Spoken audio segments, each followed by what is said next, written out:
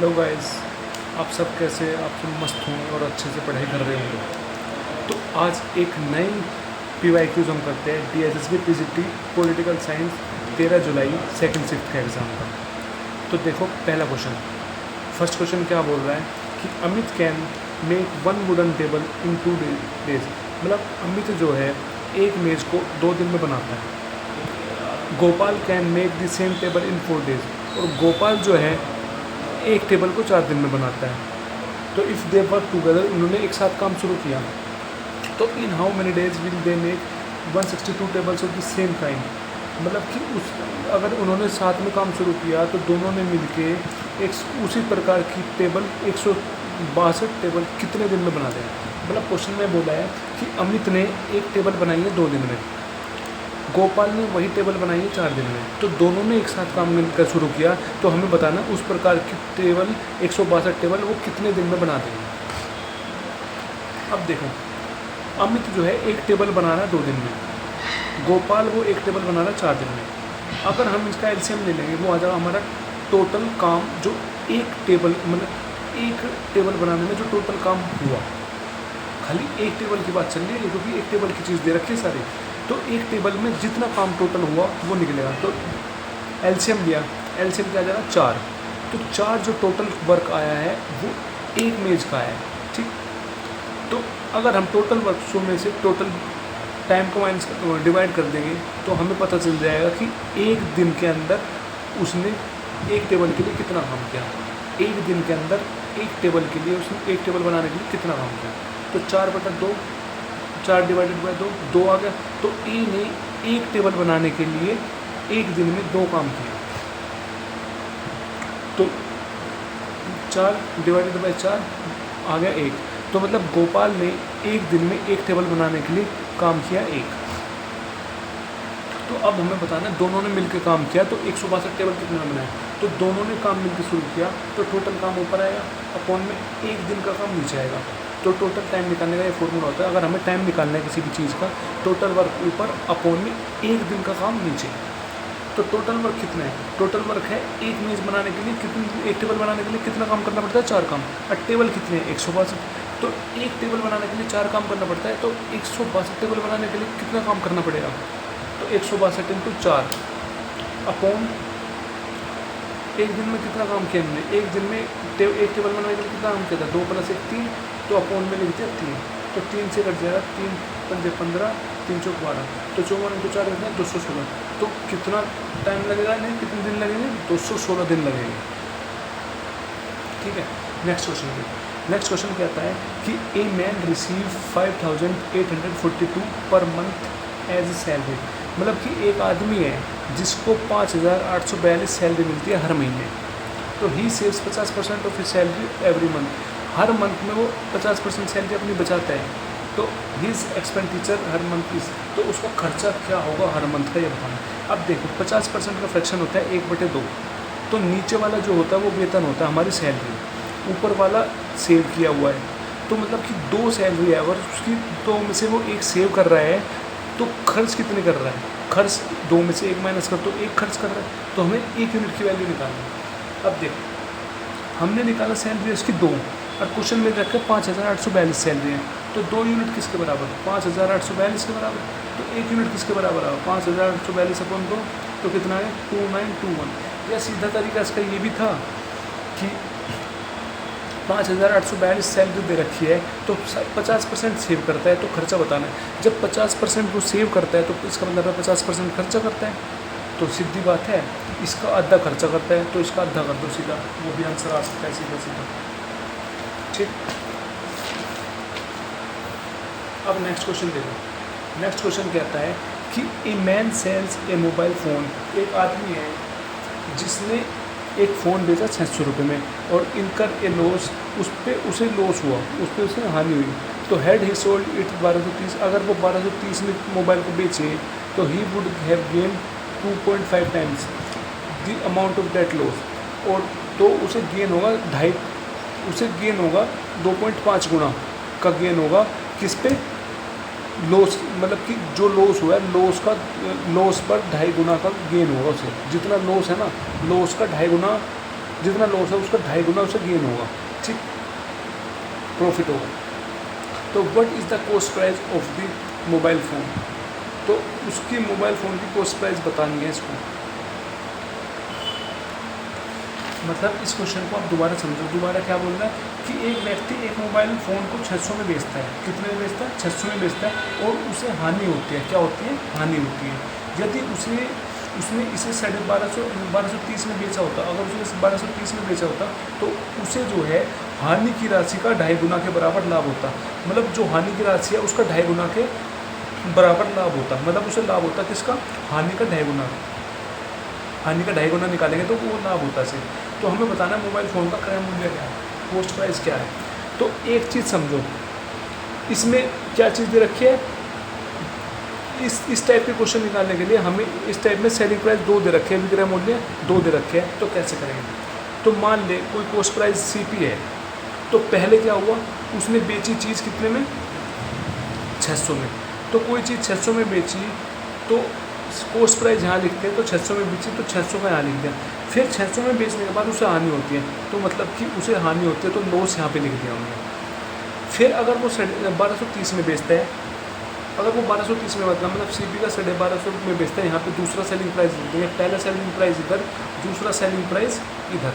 तो 1230 में बेचता है तो उसे प्रॉफिट होता है, तो क्या होता है, प्रॉफिट होता है। और वो प्रॉफिट जो है कितना होता है, प्रॉफिट होता है लॉस का, जो उसे लॉस हुआ उसका 2.5 गुना, मतलब प्रॉफिट हुआ उसे कितना, लॉस का 2.5 गुना ऑफ लॉस।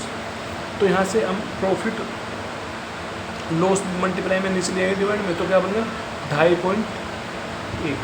तो मतलब प्रॉफिट उसे 2.5 हुआ है, लॉस 1% हो, तो लॉस इधर लिख रहे हैं, तो लॉस हुआ उसे 1 और प्रॉफिट हुआ कितना 2.5, ठीक है, वही चीज़ हमने लिखी। अब देख इसका 1230 और 600 में से कितना डिफरेंस आ रहा है, 630 का, और यहाँ पे डिफरेंस कितना आएगा, 2.5 + 1 3.5, तो 3.5 यूनिट की वैल्यू दे दी 630 और 1 यूनिट की वैल्यू दे दी 630 बटा 3.5, कितना आ गया 180, ठीक है। तो 1 यूनिट मतलब इसकी वैल्यू आ गई 1 यूनिट की 180 के बराबर आ गई, ठीक है, इसकी आ गई 180, ठीक। तो अब हमें कॉस्ट प्राइस निकालना है। कॉस्ट प्राइस निकालने के लिए अब देख, कॉस्ट प्राइस हमें निकालना है कितने में खरीदी होगी वो निकालना है। तो हमें पता है बेची तो 600 में, और 600 में बेची है तो उसे हुआ लॉस, इस केस में उसे हुआ लॉस कितने का, 1 का लॉस हुआ, मतलब 1 यूनिट की वैल्यू कितनी 180, तो उसे 180 का लॉस हुआ है 600 पर। तो 600 का लॉस हुआ, तो लॉस हुआ तो उसने कम में बेची है, तो 180 रुपये ज़्यादा में उसने खरीदी होगी ना, 180 रुपये ज़्यादा में खरीदी होगी। जब कह रहे हैं 180 का लॉस है तो उसने 180 रुपये ज़्यादा में खरीदी होगी और 180 रुपये कम में बेची होगी। तो उसने बेची कितने में, 600 में, तो इसका मतलब खरीदी ज़्यादा में होगी। तो 600 में अगर 180 जोड़ दे तो हमें कॉस्ट प्राइस मिल जाएगा ना वो 780। तो कॉस्ट प्राइस कितना आ गया 780।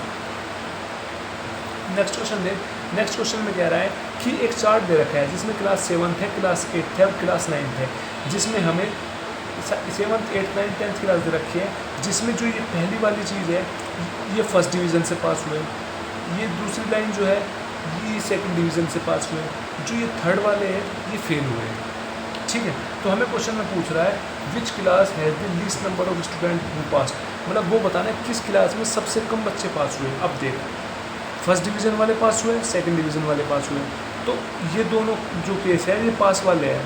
तो अब देखो किसमें सबसे कम पास हुए, 48 40 + 45 कितना बन गया, ये बन गया 85, 50 + 60 बन गया 110, 60 + 40 बन गया 100, 55 + 45 बन गया 100। तो सबसे कम 85 है, तो वो कौन से में, क्लास 7 में। तो क्लास 7 में सबसे कम बच्चे हैं, इसका आंसर आ गया क्लास 7। क्या आ गया इसका आंसर, क्लास 7। अब नेक्स्ट क्वेश्चन देखते हैं। नेक्स्ट क्वेश्चन में बोला है कि a man buy a second hand car for 4,34,000 रुपये। तो एक आदमी है जिसने सेकंड हैंड कार खरीदी कितने में, 4,34,000 में, एंड स्पेंड उस पर खर्चा करता है 64,000 रुपये ऑन इट्स रिपेयर। तो उसकी मरम्मत करवाने में उसने 64,000 खर्चा कर दिया। तो what should it's selling price, उसका सेलिंग प्राइस क्या होगा, उस मतलब उसने कितने में बेची होगी, उसका विक्रय मूल्य क्या होगा। If he wants to earn 9% profit, उसे 9% का प्रॉफिट कमाना है, तो उसका सेलिंग प्राइस क्या होगा, उसका विक्रय मूल्य क्या होगा। अब देख, आपको पता है उसने खरीदी कितने में, 434 में। तो 434 में खींची और फिर उसकी मरम्मत भी कराई 64,000 की। तो जो मरम्मत कराई और जो खरीदी थी, तो ये दोनों ही तो मतलब, तो इसका मतलब है इस मरम्मत भी तो इसने खुद कराई ना, पैसे तो इसके लगे ना, तो वो उसमें तो जुड़ेंगे कि उसने इतने में खरीदी होगी, तो ये कॉस्ट प्राइस के अंदर ही आएंगे क्योंकि उसने खरीदी भी और उस पर खर्चा भी किया। तो वो मतलब इसे तो टोटल मरम्मत वाला और जो इसमें खरीदी दोनों का जोड़ मिला के तो कॉस्ट प्राइस बना इसका, मतलब इतने में उसने खरीदी। तो सीधा क्या करेंगे, कॉस्ट प्राइस निकालेंगे, जितनी उसने खरीदी 4,34,000 की खरीदी, उसमें प्लस कर देंगे जो उसने मरम्मत में लगाए 64,000, तो कितना बन गया, 4,98,000 बन गया उसका कॉस्ट प्राइस। फिर ये बोलता है कि उसे कितने का प्रॉफिट कमाना है, 9% को प्रॉफिट कराना है, तो बताना है उसने बेच के कितना। तो इधर लिख दिया सीपी, इधर लिख दिया एसपी। तो मान ले कॉस्ट प्राइस उसका 100 है, 100 पे 9% कितना बढ़ेगा, 9। तो उसने बेची कितने में होगी, 109 में बेची होगी। तो सीपी कितना निकाला है, सीपी निकाला 4,98,000। तो सीपी कितना है, 100। तो 100 यूनिट किसके बराबर, 4,98,000 के। तो 1 यूनिट किसके बराबर, 4,98,000 अपन 100।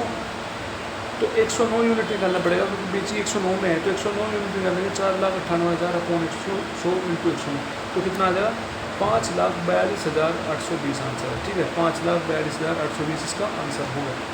नेक्स्ट क्वेश्चन देखिए। नेक्स्ट क्वेश्चन कहता है a scheme like buy 18 get 2 free on same kind of article with same mark price attract. मतलब इसने ये बोला है, इसने हमें ये बताया है कि क्या बताया, एक मतलब समान अंकित मूल्य वाली समान प्रकार की वस्तु पर 18 खरीदने पर उसे 2 मुफ्त मिल रही है। तो उसे बताना है छूट परसेंट कितनी मिली, मतलब उसे डिस्काउंट परसेंट कितना मिला, उसे हमें डिस्काउंट परसेंट की वैल्यू निकालनी। मतलब इसने कहा 18 खरीदने पर 2 चीज़ उसे मुफ्त मिलेगी, 18 खरीदने पर उसे 2 चीज़ मिलेगी। असल में बात यह है कि उसने चीज़ खरीदी होगी टोटल 20, उसने चीज़ खरीदी होगी टोटल 20 पे 2 की छूट मिली है। तो जब 2 की छूट मिली जब तो उसने 18 के पैसे दिए होंगे, तो इसने कहा 18 खरीदी है ना, तो 2 मुफ्त मिली है, 18 में खरीदी है, तो मतलब उसने कितनी चीज़ खरीदी है, 20 चीज़ खरीदी है। तो 20 में उसे 2 चीज़ क्या मिलेगी, मुफ्त मिलेगी। तो उसका जो मार्क प्राइस है, तो मार्क प्राइस तो 20 का आएगा ना, तो 20 चीज़ खरीदी है। मार्क प्राइस मतलब अंकित मूल्य, तो अंकित मूल्य कितना है, 20 हो गया ना, 20 चीज़ खरीदे तो 20 हो गया। हर का अंकित मूल्य 1 रुपये मान ले, तो 1 रुपये एक चीज़ मतलब 1 का 1 रुपया है, तो 20 है ये, तो 20 रुपये हो गए। तो इसमें कहा है डिस्काउंट परसेंटेज निकालनी, तो डिस्काउंट परसेंटेज का फॉर्मूला कितना है, डिस्काउंट अपॉन में मार्क प्राइस इंटू 100। तो डिस्काउंट कितना हुआ इसे, 2 का, क्योंकि 2 चीज़ें तो मिली है इसे डिस्काउंट में, तो 2 ऊपर अपॉन में मार्क प्राइस अंकित मूल्य कितना है, 20 अपॉन में 20 इंटू 100, तो 2 10 से अंदर 10% डिस्काउंट। सर आई होप अच्छे से ये भी समझ में आ गया होगा आपको। अगला भी बहुत ईजी है। अगला क्या कहता है कि a bus is moving at a speed of 59 kilometre per hour. एक बस है वो 59 किलोमीटर पर आवर की स्पीड से जा रही है। If it speed is reduced by 89%, अगर उसकी स्पीड को 89% कम कर ले तो उसकी न्यू स्पीड क्या होगी। अब देख, मतलब 59 किलोमीटर पर आवर की स्पीड से जा रही थी, तो उसकी स्पीड को 89% कम कर दे तो कितनी नई स्पीड क्या होगी। तो 59 किलोमीटर पर आवर जो स्पीड है इसका 89% निकालना पड़ेगा। तो 89% निकालने के लिए 89 अपॉन 100 इंटू 59, इसकी मल्टीप्लाई करेंगे 5251 आ गया अपॉन 100, तो इसकी वैल्यू कितनी आएगी 52.51। तो 52.51 क्या है, इतने की उसने स्पीड में कमी करी है, इतने की कमी करी है। तो उसकी स्पीड थी 59 और 52.51 की कम करी है। तो नई निकालने के लिए 59 में से अगर हम कम की हुई घटा देंगे तो हमें पता चल जाएगा उसकी नई स्पीड क्या है। तो 59 में से माइनस कर दिया हमने 52.51, कितने आ गए 6.49 किलोमीटर पर आवर। तो 6.49 किलोमीटर पर आवर इसकी ये नई स्पीड होगी, जो नई स्पीड से वो चलेगी। ठीक है, अब देखते हैं नेक्स्ट क्वेश्चन। नेक्स्ट क्वेश्चन क्या बोल रहा है, नेक्स्ट क्वेश्चन ये बोल रहा है कि the capacity of A cuboidal tank of water is 60 litre. मतलब जो कैपेसिटी है किसकी, क्या बोला इस क्वेश्चन में, इस क्वेश्चन में इसने बोला है कि the capacity of A cuboidal tank of water is 60 litre. जो क्यूबोडियल टैंक है एक घनाभदार टंकी है जिसमें पानी भरा हुआ है, उसकी कैपेसिटी है 60,000 लीटर। कैपेसिटी मतलब उसका वॉल्यूम है, या कह ले उसकी क्या आयतन है, कितना है 60,000। तो find the breadth of the tank, उसकी ब्रेथ निकालनी है, चौड़ाई निकालनी है, और लेंथ और हाइट उसकी दे रखी है। मतलब क्वेश्चन में कहा है पानी से भरी एक घनावदार टंकी है जिसका धारिता दे रखा है 60,000 लीटर। धारिता मतलब उसकी कैपेसिटी दे रखी है, या कह लो उसका वॉल्यूम दे रखा है, उसका आयतन दे रखा है। तो उसकी लंबाई और गहराई तो बता रखी है, 2.5 लंबाई और 10 मीटर उसकी गहराई। तो हमें उसकी चौड़ाई बतानी है। अब एक चीज़ देख, कभी भी किसी भी चीज़ का, कोई भी चीज़ हो, उस क्वेश्चन किसमें मीटर में दे रखा है, आंसर भी मीटर में दे रखा है, पर जो उसकी कैपेसिटी है, उसका कैपेसिटी कह ले, या उसका वॉल्यूम, कैपेसिटी को वॉल्यूम भी कहते हैं, उसका आयतन कह ले, वॉल्यूम कह ले, या उसका धारिता कह ले, वो 60,000 लीटर दे रखा है। तो उसको मीटर में बदलना पड़ेगा। आपको पता है 1 मीटर क्यूब में 1000 लीटर होते हैं।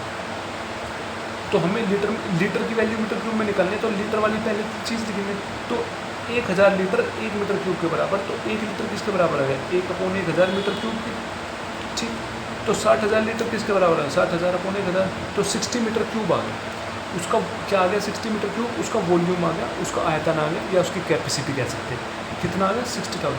तो हमें वॉल्यूम इसका क्यूबोडियल का या घनाभ का आयतन पता है, आयतन का फॉर्मूला पता है, वॉल्यूम को क्यूबोडियल के वॉल्यूम का फॉर्मूला पता है, कितना, L into B into H, मतलब लेंथ लंबाई गुणा चौड़ाई गुणा ऊंचाई।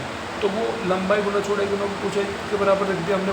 वॉल्यूम कितना निकला था, 60, लंबाई है 2.5, और इसमें चौड़ाई हमें निकालनी है, और ऊंचाई रखी है 10। तो ब्रेथ निकालने के लिए मल्टीप्लाई में हो जाता है, डिवाइड में हो जाएंगे, तो 60 ये सोल्व करेंगे, 2.4 मीटर आ गया उसका, 2.4 मीटर इसका आंसर है। ठीक, आई होप ये आपको अच्छे से समझ में आया है। अब देखो नेक्स्ट क्वेश्चन। नेक्स्ट क्वेश्चन क्या बोल रहा है, नेक्स्ट क्वेश्चन बोल रहा है the average of square of first 91 natural number is, पहले 91 नेचुरल नंबर के स्क्वायर का एवरेज निकालना है हमें।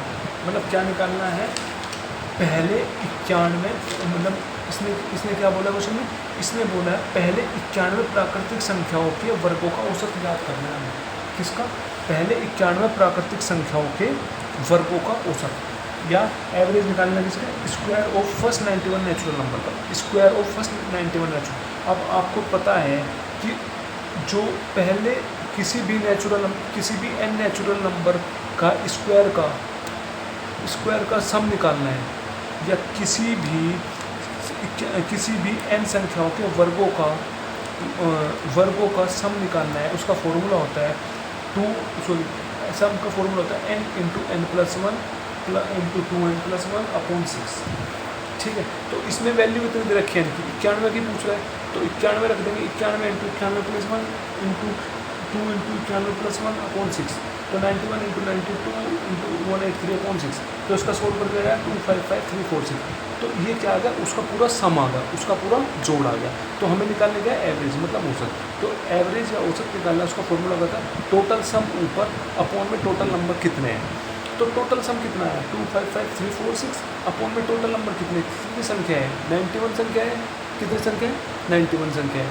तो इसको डिवाइड करेंगे, कितना आ जाएगा, 2806। इसका आंसर हो जाएगा 2806। आई होप इतना आपको अच्छे से समझ में आया होगा। मैं अब आगे समझाता हूँ आपको। नेक्स्ट क्वेश्चन क्या बोल रहा है कि the average of 3 number is 20। तो 3 नंबर का औसत या एवरेज दे रखा है 20, और इफ़ 2 नंबर आर, 2 नंबर दे रखे हैं 15 और 25, तो तीसरा नंबर निकालना है। तो पहले में क्या दे रखा है, 3 नंबर का एवरेज दे रखा है 20। तो एवरेज कैसे निकालते हैं, एवरेज निकालने के लिए तो तीनों का सम ऊपर अपॉन में कितने नंबर हैं, 3 नंबर मान लिया हमने A B C, तो इनका सम ऊपर लिख दिया A + B + C, अपॉन में कितने नंबर है, 3 नंबर है, अपॉन में 3 कर दिया, इज इक्वल टू एवरेज कितना दे रखा है, 20 दे रखा है।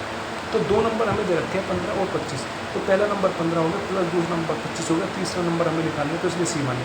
तो ये डिवाइड में था, उधर जाकर मल्टीप्लाई में हो जाएगा, तो 20 × 3 कितना बन गया, 60। तो 25 + 15 40 + C इज इक्वल टू 60। तो C की वैल्यू क्या आ गई, 60 - 40 इज इक्वल टू 20। ठीक, ये आपको अच्छे से समझ में आ गया हो। तो की वैल्यू आ गई 20, तो तीसरे नंबर से आ गया 20। अब देखो नेक्स्ट क्वेश्चन क्या कहता है। नेक्स्ट क्वेश्चन बोल रहा है कि 2 pipe P and Q can together fill a system, मतलब 2 पाइप है P और Q, दोनों ने मिलके एक टंकी को भरा 4 घंटे में। If pipe P alone can fill the system, अगर खाली P अकेला पाइप को भरेगा वो कितने में भरेगा? 8 घंटे में। तो how long would pipe Q alone take to fill this system, तो मतलब कि खाली Q टैंक को भरने में कितना टाइम लगेगा? मतलब इसने कहा P और Q 2 पाइप है जो दोनों ने मिलकर 4 घंटे में टंकी भरी, खाली P उस टंकी को 8 घंटे में भर रहा है, तो दोनों ने मिलकर भरनी शुरू करी तो कितने टाइम में भर देगा? तो देखो P और Q ने टंकी को भरा 4 घंटे में, खाली P ने भर दिया 8 घंटे में। अगर हम दोनों का एलसीएम ले लेंगे, इससे पता चल जाएगा टोटल काम कितना है। एलसीएम आएगा 8, तो टोटल काम हो गया 8। टोटल काम जब 8 हो गया तो हमें क्या निकालना है? अब हमें निकालना है 1 घंटे में कितना काम किया। तो 1 घंटे का काम निकालने के लिए क्या करेंगे? टोटल वर्क में से, टोटल काम में से हम डिवाइड कर देंगे टोटल घंटे को, टोटल काम में से, टोटल वर्क में से डिवाइड कर देंगे हम किसे? टोटल टाइम को, मतलब 1 घंटे का काम निकालने के लिए। तो 8 डिवाइडेड बाई 4 कितना आ गया? 2। तो P Q दोनों ने मिलकर 1 घंटे में कितना काम किया? 2। ऐसे ही 8 को डिवाइड कर दिया, 8 से कितना बन गया? 1। मतलब खाली P ने 1 घंटे में कितना काम किया? 1 काम किया। तो आपको पता है P ने 1 घंटे में 1 काम किया और P प्लस Q ने दोनों ने मिलकर 1 घंटे में कितना काम किया? 2 काम किया। तो इसका मतलब है P 1 काम कर चुका है, तो Q ने भी 1 ही काम करा होगा 1 घंटे में। तो अब हमसे क्वेश्चन में पूछ रहा है खाली Q अकेला कितने दिन में काम कंप्लीट कर देगा। तो खाली Q का निकालना है कि कितने टाइम में कंप्लीट करेगा। तो टोटल वर्क ऊपर आएगा, अपोन में Q का 1 दिन का काम नीचे आएगा। 1 दिन का करो 1 घंटे का, टोटल वर्क ऊपर और 1 घंटे का काम नीचे, तो हम निकाल देंगे। तो टोटल वर्क कितना? 8 अपोन में 1 घंटे का काम कितना Q का? 1। तो 8 अपोन 1 आंसर आ गया 8। तो इसका आंसर आ गया 8। ठीक, नेक्स्ट क्वेश्चन देखो। नेक्स्ट क्वेश्चन क्या बोलता है? नेक्स्ट क्वेश्चन बोलता है कि the simple interest on A some is 318, मतलब किसी सम का सिंपल इंटरेस्ट दे रखा है 318, मतलब साधारण ब्याज दे रखा है 318 for a period of 8 time, 8 साल के लिए, at the rate of 3% per annum. किस रेट से? 3% पर एनम से। वो सम बताना, मतलब हमें प्रिंसिपल की वैल्यू बताना। तो आपको पता है साधारण ब्याज निकालने का या सिंपल इंटरेस्ट निकालने का सीधा फॉर्मूला होता है। वो क्या होता है? Simple interest is equal to P into R into T upon 100। तो साधारण ब्याज सिंपल इंटरेस्ट कितना रहता है? 318। तो 318 लिख दिया इज इक्वल टू प्रिंसिपल हमें निकालना है इंटू रेट कितना है? 3 इंटू टाइम कितना? 8 अपॉन। तो प्रिंसिपल की वैल्यू निकालनी है, उन सबको उधर ले जाओ, डिवाइड वाला मल्टीप्लाई में चले जाएगा 318 के साथ, 318 इंटू 100। ऐसे 3 इंटू 8 है वो डिवाइड में चला जाएगा। तो क्या बना? P is equal to 318 into 100 upon 3/8। Solve करेंगे कितना आ जाएगा? 1325। तो प्रिंसिपल की वैल्यू कितनी आ गई? 1325 ही हमारा आंसर। नेक्स्ट क्वेश्चन देखो। नेक्स्ट क्वेश्चन क्या बोल रहा है? नेक्स्ट क्वेश्चन बोल रहा है कि at the beginning of the year के स्टार्टिंग में पॉपुलेशन ऑफ सिटी वाज 3,54,986। मतलब इसने बोला स्टार्टिंग के ईयर में जो पॉपुलेशन थी सिटी की वो कितनी थी? स्टार्टिंग में पॉपुलेशन थी कितनी? 3,54,986। तो ड्यूरिंग द ईयर के चलते इट इंक्रीज बाय 68,471। तो मतलब कि ईयर के चलते चलते उसकी कितनी पॉपुलेशन बढ़ गई? 68,471 was the population of city. ठीक है, इतनी बढ़ गई।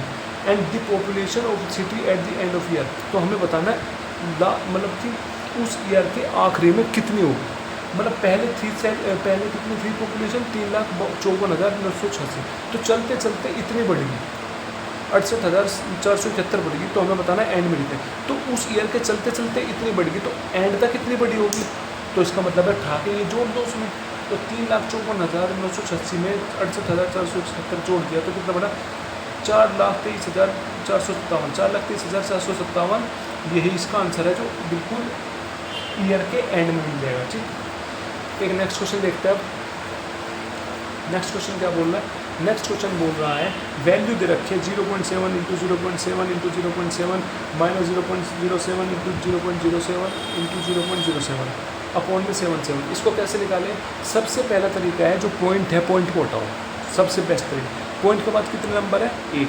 तो अपोन में 10 से डिवाइड कर दो, 7/10 पॉइंट के बाद एक नंबर है तो अपोन 10 कर देंगे, 7/10 एक नंबर है अपोन में 10 करते हैं इंटू 7/10 माइनस का पॉइंट के बाद कितने नंबर है, 2 नंबर है अपोन 100 से कर देंगे, तो 60/100 इंटू 7/100 इंटू 7/100 अपोन 7।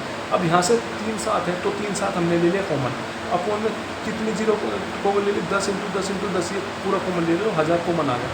तो यहाँ पे कितना बचा 1 माइनस यहाँ से 3 7 तो बाहर, तो ऊपर बच गया 1 अपोन में यहाँ से 3 जीरो ले ली कॉमन, 1 2 3 कॉमन ले ली, बच गई इतनी थी तो 3 जीरो बची, अपोन में 7 7 7 नीचे तो 7 7 7 3 7 से ये कट गया तो बच गया 1000।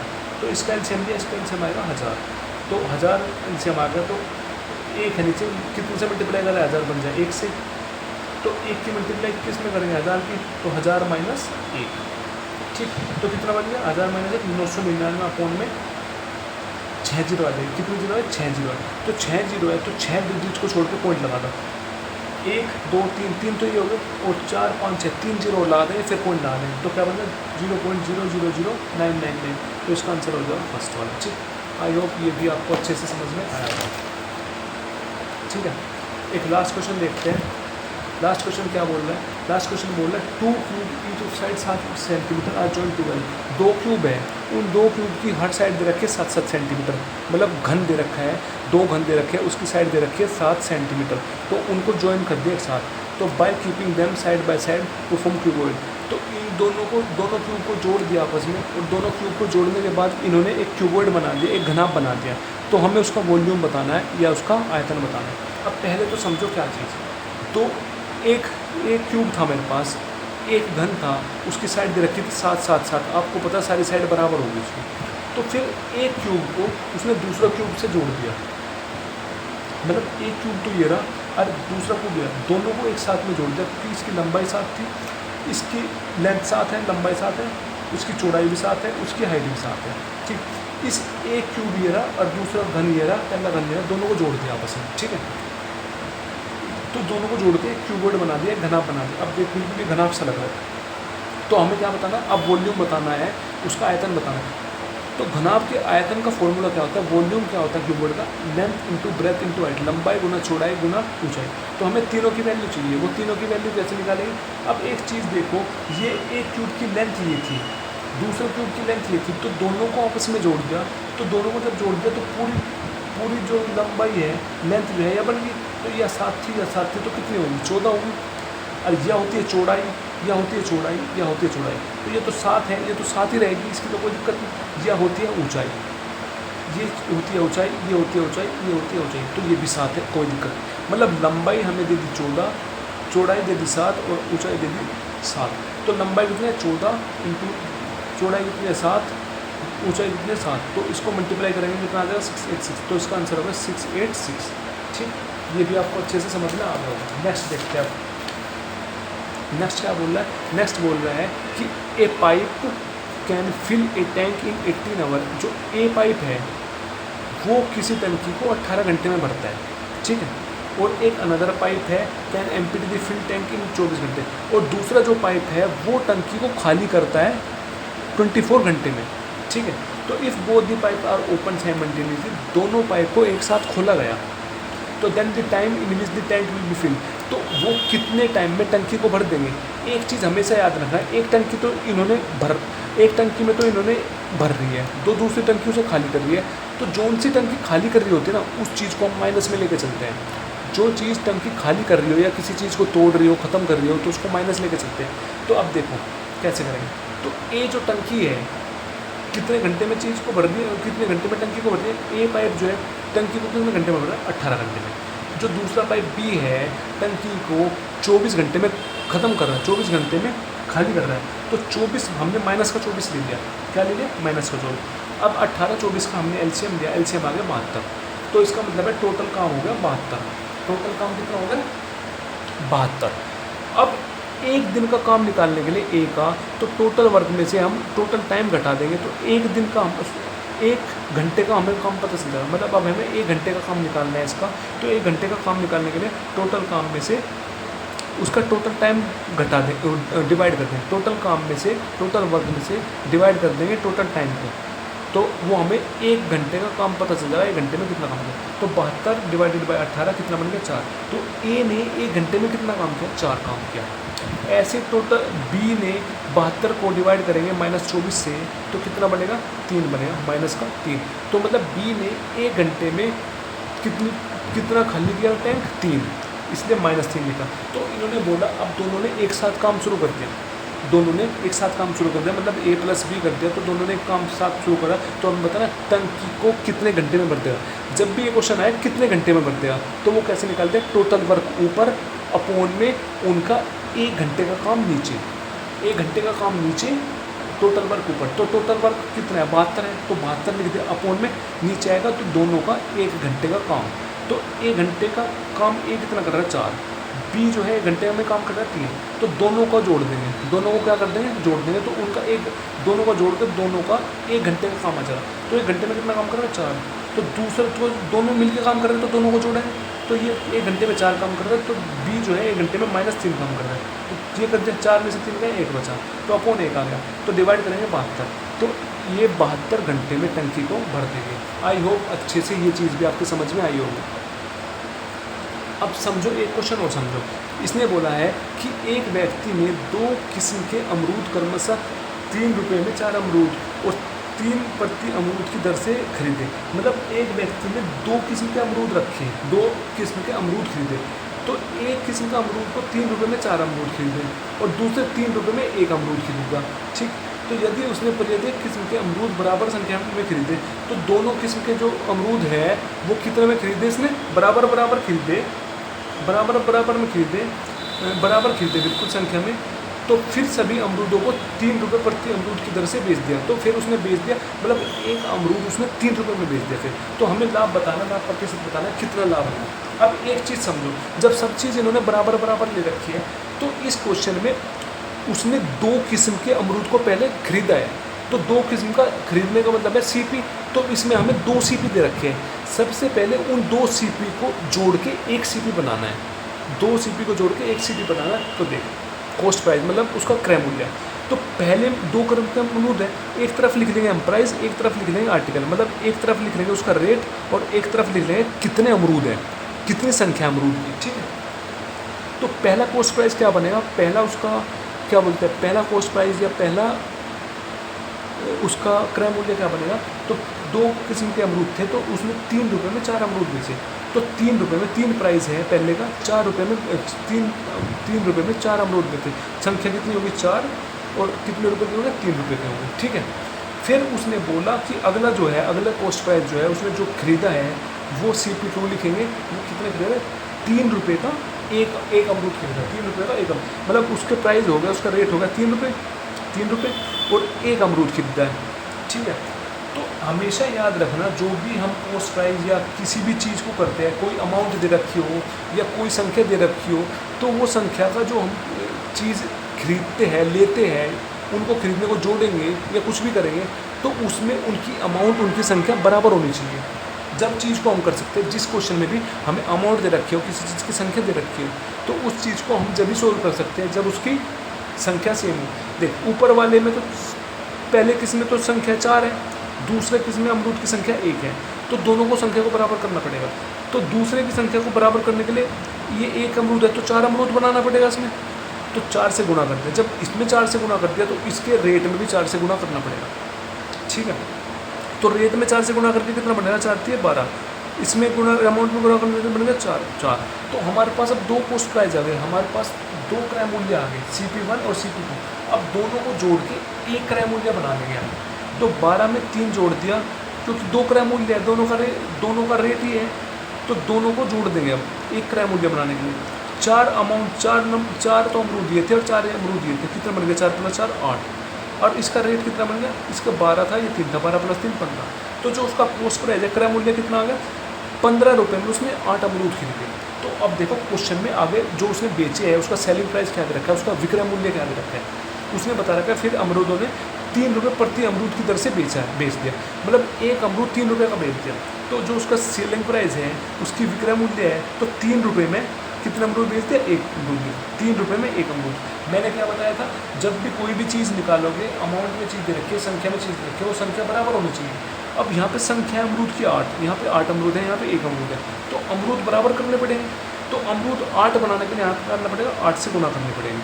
तो जब यहाँ 8 से गुना करेगा तो 8 से गुना यहाँ पे तो करनी पड़ेगी, तो इसका मतलब 8 से 24, ये बन गया 24, ये बन गया 8। इसका मतलब है इसने 24 रुपये में 8 अमरूद खरीदे। कितने? 24 रुपये में 8 अमरूद 24 रुपये में 8 अमरूद बेच दिए। और खरीदे कितने थे? 15 रुपये में 8 अमरूद खरीदे थे। तो एक तरफ लिख दिया हमने सेलिंग पोस्ट प्राइस, एक तरफ लिख दिया सेलिंग प्राइस, मतलब एक तरफ क्रय मूल्य, एक तरफ विक्रय मूल्य। पोस्ट प्राइस होता है उसने कितने में खरीदा, सेलिंग प्राइस होता है कितने में बेचा। तो 8 अमरूद कितने में खरीदे थे? 15 में, तो सीपी की जगह लिख दिया 15, क्रय मूल्य की जगह। फिर बेचे कितने में थे? 24 में। एसपी होता है बेचना, विक्रय मूल्य। तो 8 अमरूद कितने में बेचे? 24 में। 15 में खरीदे, 24 में बेचे। हमें निकालना कितना लाभ प्रतिशत हुआ है। तो 15 में खरीदे, 24 में बेचे, कितने का लाभ हो रहा है? 9 का। तो हमें निकालना है लाभ परसेंट, लाभ प्रतिशत निकालना है, प्रॉफिट परसेंट निकालना है। उसका फॉर्मूला था प्रॉफिट परसेंट का, is equal to profit percent is equal to profit ऊपर अपॉन में सीपी नीचे, मतलब कोस्ट प्राइस नीचे इंटू 100। प्रॉफिट कितना हुआ? 9 का। अपॉन में कोस्ट प्राइस कितना है? 15 इंटू 100। तो काट दो से 3 3 और 3 5 15 5 दिन, तो कितना आ गया? 60%। तो इसका आंसर आ गया 60%। आई होप ये क्वेश्चन आपको अच्छे से समझ में आया होगा। बहुत इंपॉर्टेंट क्वेश्चन है, देखो कितना आसान है। ऐसा क्वेश्चन जरूर आएगा पेपर में, तो आई होप अच्छे से समझ में आया हो। अगर अब भी कोई प्रॉब्लम है तो आप इस क्वेश्चन को ढंग से 1-2 बार देखना। अगर समझ में नहीं आता, फिर भी समझ नहीं आता, तो फिर मुझे कमेंट करके बताना कि मैं इस चीज़ को दोबारा समझाऊँगा। तो आप इन क्वेश्चन की बहुत प्रैक्टिस करना, जब जाके आपका अच्छा होगा। Thank you so much.